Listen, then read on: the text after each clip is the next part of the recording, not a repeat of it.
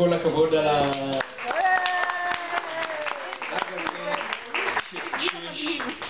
שישבתי היום פעם ראשונה עם ניב לראות את מה שהוא עשה ואמרתי, תראה, יש כאן בעיה, אנשים יושבים ולא מבינים, אז חשבתי שני דברים. א', הוא אמר לי, אם היה לי יותר זמן הייתי דואג לתרגום, הוא מסוגל גם לעלות.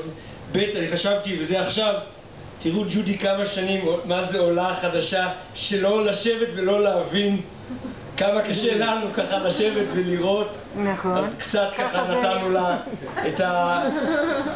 לא כנגד, אלא שבהחלט להפך שהיא תהנה מהברכות של חול.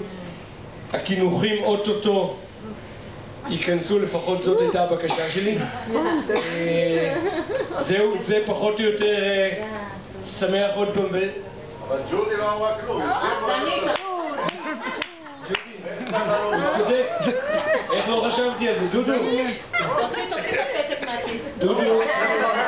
כמו שלא היה. אתה צודק. אתה היית מוכן אז. רבינו? היית כותב לנאום משהו. דודי? קהל לוחץ.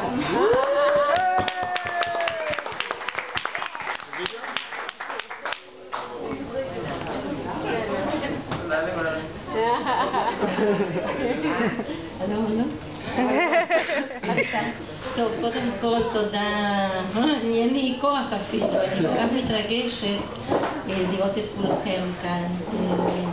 תודה למשפחה שלי, קודם כל, לרוי, רוי שלי, רוי סיטו,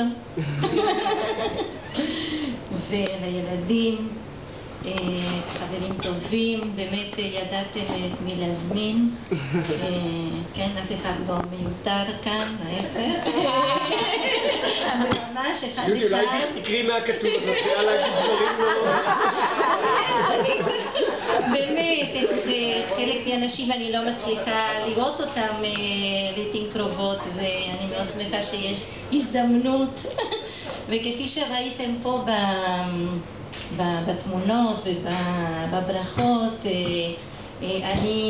כשאני נדבקת למישהו, מישהו נדבק אליי, זה לכל החיים. זאת אומרת שיש לי פה דוגמאות של חברים שמגיל, כפי שפאולה סיפרה, לחברות שלנו מגיל 15, אבל מוניקה, הבלונדינית שראיתם עכשיו, האחרונה, ואילנה, הן חברות שלי מגיל 11, שאני הגעתי בברזיל. ויש לנו, אחד היא פסיכיאטרית מבוגרים, השנייה היא פסיכולוגית וארט תרפיסטית, כולם בתחום.